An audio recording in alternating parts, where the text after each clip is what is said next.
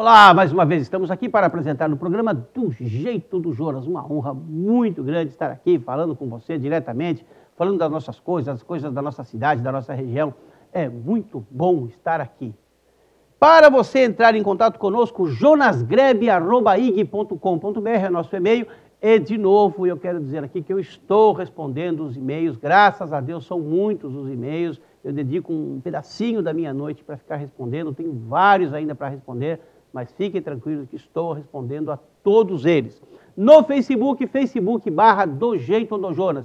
No Facebook/Do Jeito do Jonas, você tem este programa e você tem outros quase 300 programas. Daqui a uma semana ou duas, nós vamos inteirar 300 programas já no YouTube e no Facebook. Estamos aqui há 17 meses gravando todos os dias e sempre contando com o prestígio da sua audiência. Nós estamos no canal 7 da TV Itapema, no canal 11 da NET, com reprises no canal 8 e no canal 22. Estamos no www.guarutv.com.br e no www.tvguarujá.com.br. Dito tudo isto, quero dizer para vocês que hoje estou honrado porque estou recebendo uma ilustre personalidade da nossa cidade, uma professora ligada à educação da nossa região, já foi secretária de educação de uma das cidades, de um dos municípios aqui da nossa região, da Baixada Santista, moradora do Guarujá, candidata a deputada federal, Dulce Seneviva,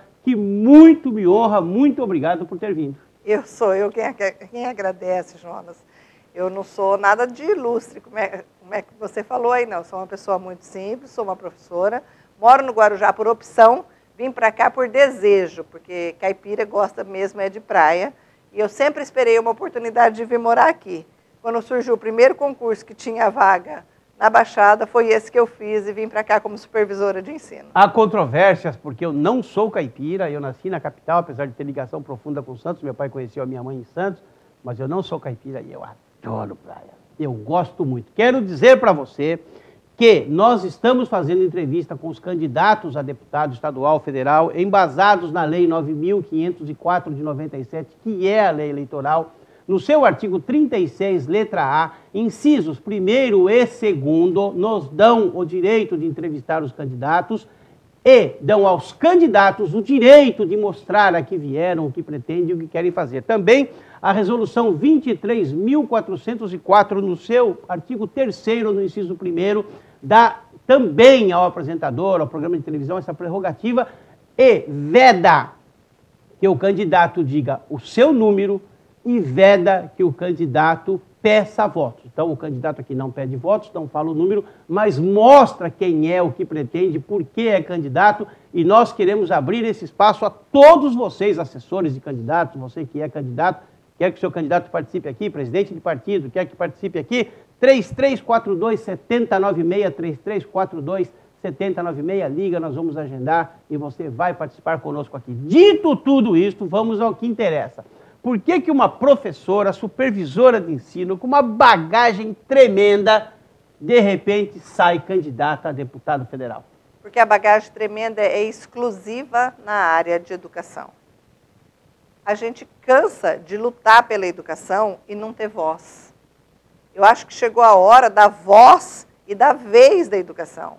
A gente cansa de escutar que o problema é verba. A gente cansa de escutar que o problema é o professor. A gente cansa de escutar que o problema é o aluno. Nós estamos numa realidade seguinte. A escola é do século XVIII, o professor é do século XIX e o aluno é do século XXI. A coisa está montada de uma tal maneira que não é para dar certo, né?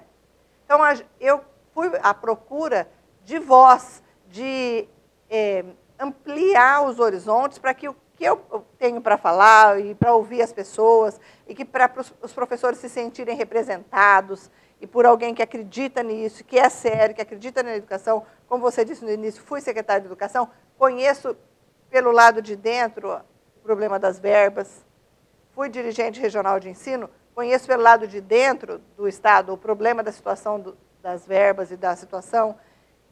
Eu vim de uma região de São José do Rio Preto. Na região de São José do Rio Preto, é o mesmo Estado, o mesmo governo, as mesmas escolas. A pior escola da região de São José do Rio Preto é melhor do que a melhor escola estadual da região da Baixada Santista. Então, nós temos um déficit educacional imenso aqui. Um pouco por falta de um olhar mais criterioso, um pouco por falta de cuidados outros, um pouco por falta de estrutura, de falta de terrenos e etc.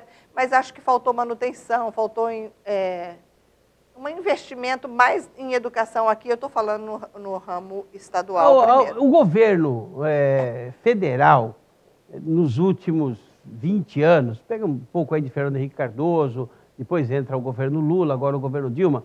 De um modo geral, esses governos não têm maltratado a educação? Eles não têm gostado pouco de educação? Eles não têm apostado na ignorância como um resultado final, talvez eleitoral, de si mesmos? O ignorante ele é conveniente para o político, né? Vamos brincar assim. Aqui a gente vê na Baixada que a gente tem quase que capitanias hereditárias, né? Esse pedaço é meu, aquele pedaço é seu, aquele pedaço é seu. Os bairros têm donos. Você é daqui, você sabe como é que é. Para você entrar num bairro, você tem que falar com o dono do bairro. Tem dono e tem patrão em alguns lugares também. Então, cá entre nós. É uma coisa que convém, né? É um absurdo. Agora, eu acho até que o governo federal, e eu não tenho nada que defender o governo federal, tem feito agora alguns projetos, assim, nos últimos anos, para a educação profissional, facilitando o financiamento, o acesso à educação. O governo estadual tem feito a mesma coisa, vários projetos de educação profissional gratuita, de acesso à educação. Só que eu acho que esse negócio de educação para todos, acesso à educação, então, não sei professora, o quê, aí eu chego, já passou. Aí eu vou pegar a pesquisa e vejo que 28% das pessoas formadas em faculdade não são plenamente alfabetizadas. Aí você... Principalmente se nós formos pegar de 15 anos para cá, aí não é 28%, é 54% das pessoas que tiram diploma na faculdade e não são plenamente alfabetizadas. Aí você chegou no que eu queria falar. O acesso à educação, essa conversa de acesso já deu. Que hora que nós vamos chegar a discutir qualidade de educação? Eu sou mais ou menos da sua idade. Nós estudamos numa escola atrasadíssima, né? Lá em 1900 e Guaraná de rolha. Mas nós aprendíamos, nós saímos prontos, nós sabemos do que nós estamos falando. Hoje, a qualidade de educação é péssima. Aí a gente fica procurando, em vez de procurar a solução, fica procurando culpado. O governador diz assim, porque o professor é mal formado. É mal formado mesmo, porque o aluno de primeiro ano de faculdade hoje está pegando aula no Estado. Por quê? Porque ninguém quer ser professor. Ninguém quer ser professor porque é desvalorizado, é desrespeitado, ganha mal. Lembra das escolas normalistas, né? Nossa, As lógico, moças se preparavam para ser professoras. Hoje não, hoje todo mundo é colocado na mesma bacia. Se você tem alguém que se destaca, você tem que fazer com ele um processo de não existe essa palavra, né? Mediocrização, não existe esse neologismo, mas você tem que mediocrizar a pessoa para ela ser incluída, porque você tem que fazer um processo de inclusão, onde aquele que não consegue aprender tem que estar perto do... Você tem que fazer escola de excelência, dar oportunidade aos que têm dificuldade, mas os que têm facilidade têm que ser aproveitados para que ele possa, inclusive, ser um incentivador dos que têm dificuldade e ser um portador de boas novas àqueles que querem aprender. Pois é, o governo, por exemplo, tentou a tal da meritocracia, que é um nome bonito, não é bonito? Muito bonito. É bonito, mas devia funcionar de uma maneira de que quem tem mérito fosse reconhecido. Só o nome é uma coisa e na prática é outra. Eu, por exemplo, tenho 2 faculdades, 2 pós, tenho MBA, tenho mestrado.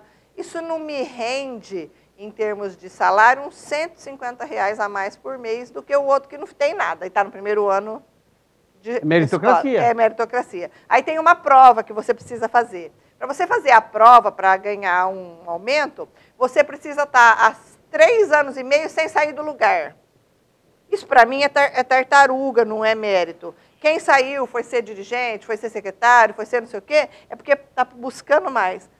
Nossa, aí você não ficou 3 anos e meio parado, não pode fazer a prova. Então são discussões e discussões. A gente teve agora a discussão da rede municipal aqui, que tomou todas as mídias, né?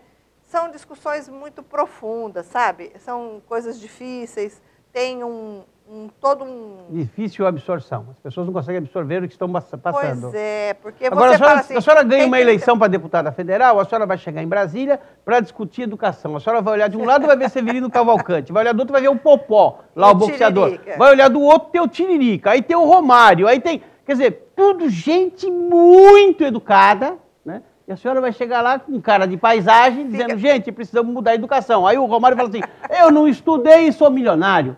O povo vai falar assim, eu dei umas pancadinhas aqui e ali, tenho uma Maserati, 2 Ferraris, né? Como é que você vai explicar isso para quem quer educação? Por isso que nós estamos nessa situação, né? O povo brasileiro precisa aprender a votar com seriedade. As pessoas com quem eu tenho conversado falam assim, eu não sei em quem eu votei na última eleição ou nas últimas. Ou falam assim, eu já não voto para deputado faz tantos anos. Ou quando vota voto de protesto, achando que está protestando contra quem? Contra si mesmo. O teu representante, o representante que você está elegendo, é esse cara que não sabe falar, mas foi você que pôs ele lá. Para de reclamar dele depois. E tem outros imbecis aí que colocam na internet todo dia que se 51% das pessoas votarem nulo, anula a eleição e todos os que foram candidatos não podem mais, então aí vai renovar. Gente, se todo mundo votar nulo e o candidato votar nele mesmo, ele é eleito com um voto só. Se a família dele votar, ele vai ser eleito com 10 votos. O mais votado ganha. A lei é muito clara. A lei eleitoral, lei lá de 1997, ela diz que ganha quem tiver mais votos. Não é 10%, 50%, 70%. Basta um voto. Se for o mais votado, ganhou. Eu tenho muita dificuldade, você perguntou da campanha, tenho muita dificuldade para fazer a campanha. Primeiro, porque eu não tenho história política. Estava conversando até agora há pouco, eu disse para você que até não tenho experiência nenhuma. Segundo, porque eu não tenho dinheiro. Aí sou candidata do PSDB, um partido grande que exige um coeficiente enorme alto, de votos. Que tem o governador, que tem candidato a presidente. Calcula-se em cerca de 150 mil votos, né? Quer dizer, é uma coisa megalômana. Mas eu não posso aceitar financiador de campanha, porque eu sou contra isso. A hora que eu vi a lista dos grandes financiadores, você viu? Sim. Aquilo é um horror, não é? Dilma Macedo doou 10 milhões para Dilma Rousseff, doou para a senhora alguma coisa, não? Não, para mim não doou nada. Nem as grandes construtoras também não doaram nada para mim. Quem doou para mim foi eu, Dulce Seneviva, pessoa física. Tirei do meu salário, dentro do que é permitido na lei. Para mostrar a que veio, que é candidata. Exato, para ter a oportunidade de falar, para as pessoas me conhecerem. Porque eu acho que todo começo é assim. Os votos que eu consegui vão ser votos conscientes. Com certeza. Isso já me dá uma garantia, uma tranquilidade, uma paz de espírito. Porque não é quem pôs mais placa e cavalete no meio da rua para impedir o trânsito, não é quem está brincando de senhor feudal com aquele negócio de moça banando bandeira, que aquilo beira a escravidão, não é quem pinta muro e emporcalha tudo que deve ter voto. Gente, pelo amor de Deus, está na hora da gente acordar. Passar essa fase, né? Passar, né? É século XVIII isso? Não é? Vamos a um breve intervalo comercial. Daqui a pouquinho nós voltamos do jeito do Jonas.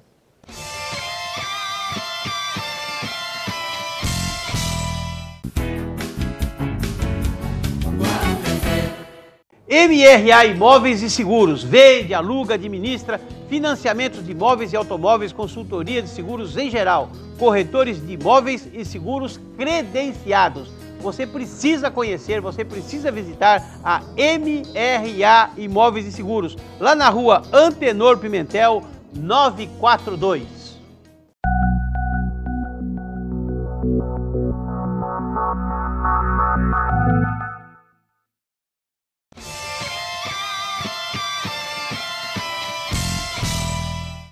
De volta para o segundo e último bloco do programa Do Jeito do Jonas, batendo um papo gostoso hoje aqui com a professora Dulce Seneviva, que é candidata a deputado federal pelo PSDB e muito nos honra aqui com a sua presença. E continuando a nossa conversa, o nosso papo, como é que a senhora se vê deputada? Fazendo que tipo de trabalho ligado à educação, nós já sabemos, mas a senhora pretende ser bem propositiva, a senhora pretende ser uma pessoa que ocupa o palanque para fazer os seus discursos e colocar as suas ideias, ou a senhora pretende fazer uma campanha de campo, principalmente com secretarias de educação, com... Como é que a senhora pretende fazer isso? Eu acho que uma coisa não inviabiliza a outra. Primeiro que eu sou propositiva por natureza, eu sou assertiva por natureza, eu sou briguenta, sou aguerrida. Eu já briguei com muita gente grande, me prejudiquei enormemente por lutar pelo que acredito. Então, eu acho assim, a gente pega o histórico dos deputados e a gente vê gente que nunca falou lá nada, nunca fez um projeto, e quando tem uma votação polêmica, tem uma dor de barriga e não vai trabalhar, né? Sim. Para não se comprometer. Então, isso é uma coisa assim, eu sempre me comprometo com os meus valores. Outra coisa, sem chamar os secretários de educação, os secretários estaduais para discutir o assunto, não vai andar, porque as coisas acontecem no município. Sim. É lá que elas acontecem. Você precisa conversar com o secretário de educação e saber quais são os seus maiores problemas, o que é que está acontecendo lá, aqui na Baixada Santista. Vê o Guarujá. Guarujá, nós estamos numa posição sem representante. Por que nós temos mais de 200 mil habitantes e não temos deputado? É a única cidade do Brasil que tem mais de 200 mil eleitores, portanto tem segundo turno, e não tem um deputado estadual ou um deputado federal. É a única do Brasil. Os grandes cabos eleitorais, que seriam os vereadores, eles recebem um X de ajuda de custo para fazer campanha de gente de fora. Os daqui, que são candidatos daqui, são do Guarujá, os deputados federais querem ser prefeito daqui 2 anos, os deputados estaduais querem ser vereador. Que brincadeira é essa, gente? Eu sou candidata a deputado porque eu quero ser candidata a deputado. Eu, daqui 2 anos, ou sou deputada, ou sou supervisora de ensino, ou sou alguma coisa ligada à área de educação, que é o que eu faço. Eu não sou política profissional. Eu não uso a professora profissional. Exato, eu não uso a campanha como uma escada para eu ser outra coisa, sem enganar o povo. É desonestidade. Não é assim que se O caminho não é esse. Não é por aí, porque as pessoas perdem a credibilidade de você. O Unesco distribuiu um relatório apontando o Brasil como o 8º país do mundo com o maior número de analfabetos adultos. 8º. Só existem no mundo, contando os países africanos, os países lá do Extremo Oriente, só existem 7 países no mundo com mais analfabetos que o Brasil. Por que não se alfabetiza a pessoa no Brasil? É tão fácil pegar lá na mãozinha dele. Era fácil para nós. Eles só vão mudando. Em educação tem um negócio que eu chamo de pedabobo, que é aquele que fica procurando moda na educação. Sabe, a educação é arroz com feijão, não precisa inventar muito não, sabe? Precisa muita lousa. 4 operações. Muita lousa digital, muita coisa. Aí as pessoas falam, é a lousa e o giz. O problema não é a lousa e o giz. O problema é o preparo de quem está fazendo isso. É a dedicação, é o estudo, é o aprender a fazer aquilo direito. O problema é fazer direito com comprometimento, com muita seriedade. Olha, aí você falou de um dado, aí você vê como é que é a estatística, né? A gente vira e fala o contrário.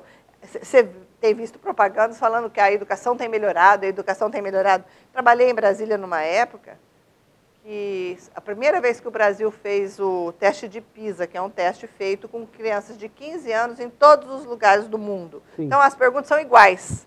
Não são... Em 15 anos a alfabetização terminou. Exato. Praticamente. Nós fomos o último lugar.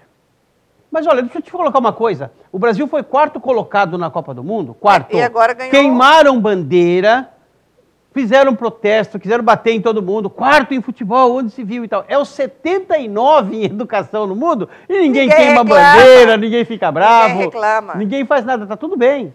Eu fui secretária de educação e as reclamações que às vezes eu recebia era assim, por causa da merenda, ou por causa do uniforme, ou por causa do kit escolar, ou por causa do transporte. Por educação, não? Nenhuma mãe foi falar para mim que o meu filho não está aprendendo. Porque, afinal de contas, a função da escola é ensinar. Ah, não é dar uniforme e merenda? Não é. Não? É ensinar? É ensinar. Meu Deus. E só que ninguém vem cobrar isso. Por que ninguém vem cobrar isso, Jonas? Porque as pessoas... Nem a família. Olha, quem inventou, um pouco de cultura geral, quem inventou essa questão de professor, giz, lousa e aluno, foi um homem chamado João Calvino, que foi prefeito de Genebra e que fundou, né, a Igreja Presbiteriana, que fez agora 150 anos o ano passado. Então, há 150 anos atrás é que se criou o modelo de giz, lousa, professor e aluno. Até hoje não mudou nada. E olha, não estou desprezando o apagador, eu sei que ele também faz parte. Mas quem inventou esse modelo foi João Calvino há 150 anos atrás. E não se mudou nada. Continua no Brasil o mesmo modelo, não do ano passado, de 150 anos. Eu sou uma senhora, né? Sou uma senhora. Para mim, já é difícil ficar assistindo uma reunião, uma aula chata, desinteressante, que está falando alguma coisa que eu já sei. Imagina para os jovens de hoje, que estão ligados no mundo, internet, e que estão com o celular, e que estão com o tablet. Se o professor fala um negócio, ele vai consultar e fala, professor, não é bem assim, hein?